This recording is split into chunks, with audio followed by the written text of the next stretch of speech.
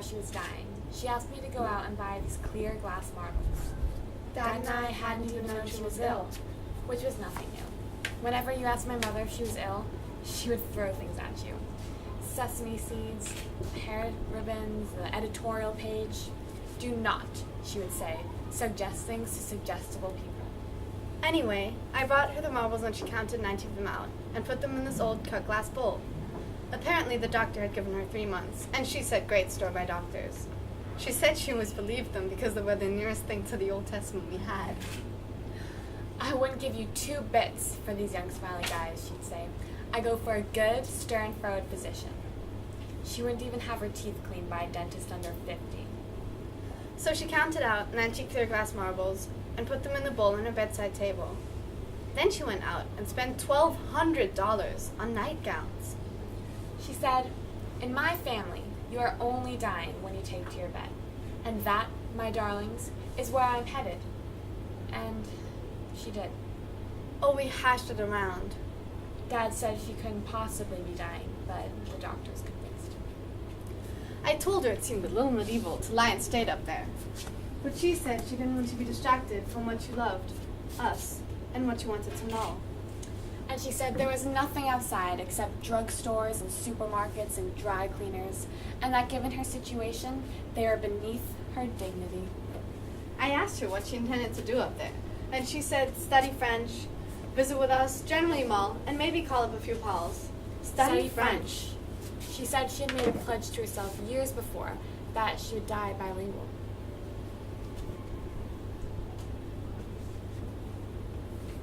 Until I was 25, there was nothing out of the ordinary. Nothing remarkable about my life. My days were like one of those Baroque string quartets. Soothing, placid, repetitive. School years without protest or excess. Prom years, not so much as a single evening's anarchy. My uncle, a Connecticut lawyer, was heard on the eve of my 19th birthday to raise a toast, which described me, in a positive way, he thought, as unsurprising.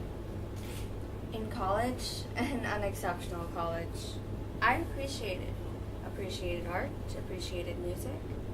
I was, if memory serves, a major in a subject that's actual point and content now escape me. Cultural geography. If I had died at the time of acute boredom, let us say, sitting in the school cafeteria eating peas, it would have been agreed upon by all who knew me that my epitaph should read, "She did as she was told," or blander yet, "She did as she supposed she might be told."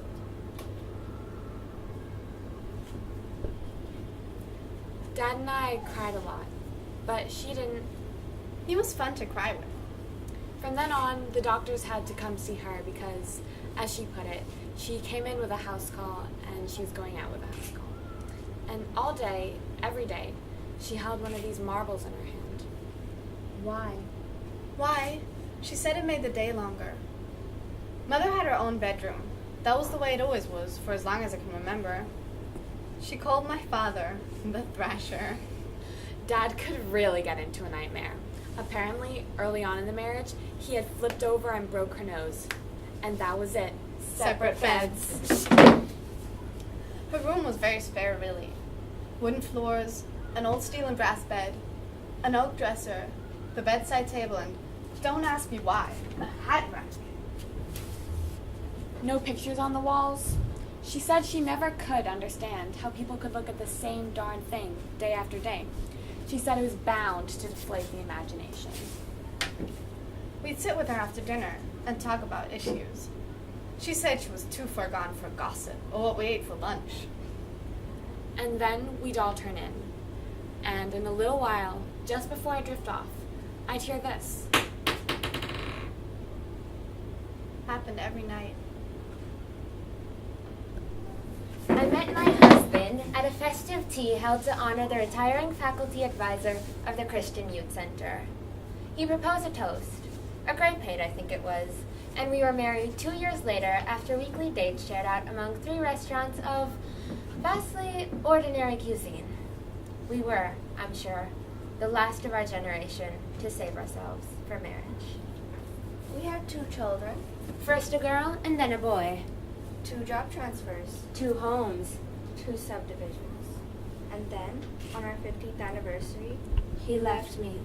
saying I had nothing more to give. I was, he said, unmarked by life. After the 3rd or 4th day, I saw one lying on the floor and started to pick it up. But she said, "Leave it." She said it very sharply. I asked her, "How come?" She said she was learning to let go of them. Oh, she passed the time. There were things she wanted. She made out lists of children's books from her own childhood, and we got as many of them as we could find from the library. She said they were still the only good books she'd ever read. In the weeks that followed, I suffered most because I couldn't seem to suffer. I became an acolyte to sangria and made brief, nervous forays into singles bars, and one evening was walked to my car by a musician. An actor who suggested that we make love there in the parking lot, as he so delicately put, in between shows. Between sets. Well, I resisted, and much annoyed, he cut me. Here. I stood, horrified and somewhat embarrassed, at sea in the midst of asphalt, staring at drops of blood on my beige shoes. Jacket. And when this scar formed, I was astounded to find that for the first time, people looked at me, not unkindly and with interest. And these weren't the sort of people I had known before. Oh no, these were interesting people. People who were not unmarked by life. And my mark, my scar, made me in some way approachable. This blemish gave me confidence. And it occurred to me then, or shortly thereafter, that maybe it would be easier if we all wore our lives upon our skin. And so I do. She wrote notes to, I don't know, maybe 60 or 70 people. And they told us later on that they were sort of little formal goodbyes. Each of them recalling some incident or shared something, not very significant, but the odd thing was that in each one she included a recipe in every one of them. We got out the big cookie tin full of snapshots that somehow never became a scrapbook. She liked that. She showed my father how to do the medical insurance and how she handled the accounts. We went through her jewelry. She wrote down the names of the roofers and the plumbers and the air conditioning people.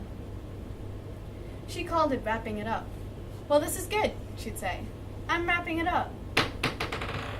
She had the television moved up in her room, and she called me aside to say that it was entirely possible that she might reach a stage where she really wouldn't know what she was watching, but that I must promise her that I'd keep it on HBO. Later on, when it started getting hard, she told my dad and me that she would like to spend more time alone. "I'm afraid," she said, "that I will have to do this more or less by myself." She said she was glad, and that she hoped we would be, that this was arranged so that you got less attached to the people you loved at the end. This serpent is Muhammad Mustafa, who coiled his life around mine and taught me that there are pressures and dangers, even a sort of degradation, so delightful it's almost ungrateful to resist. This bird, horror-struck, would be my mother. This sight, the ritual lightness of my musician from the parking lot. This daylily, which blooms, decays, and is remembered, is Marian, who instructed me with her death, who taught me with her going. This Christian cross, for Brother Shelton, who reached out a hand to save me, he thought, and was repaid with pain. A rising sun for Charlie, Alex, and Sky, for Jimmy and Candace. An orchid for... Isn't that odd? I know her scent, but can't recall her name. They have all marked me. Well, of course. You see that. The last part isn't worth getting into. It was just hard. Do you know that from the very beginning up to the very last, she never admitted to any pain? Never. She called it the chills. The last thing my mother asked for was a picture in our front entrance hall of a Labrador Retriever she and Dad had owned when they were first married. He was, she'd say, a perfectly dreadful dog. When you are young, she said, you believe in the perfectibility of dogs. I was in bed Wednesday toward dawn, then this. Dad and I ran in there. The bedside table was turned over, and she was gone. Dead. When the medical people arrived, they found this. The rest spilled when the table fell, but this one was still in her hand. I keep it. I keep it with me every day.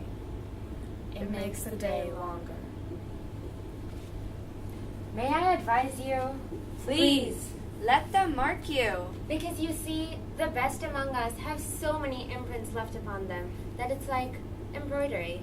And these people, life engraved, are drawn to each other. They spend their time interpreting their signs. And this unraveling of hieroglyphics, personally, I call it love. Lasts only so long as there are marks to read. Then it's gone. Sometimes the unmarked are attracted to me. They stare, briefly, fascinated and a little frightened. And in the parking lots, I cut them, make a small mark. Like this. And then it is their lives to begin. With a little pain. That is, if there's any understanding in them.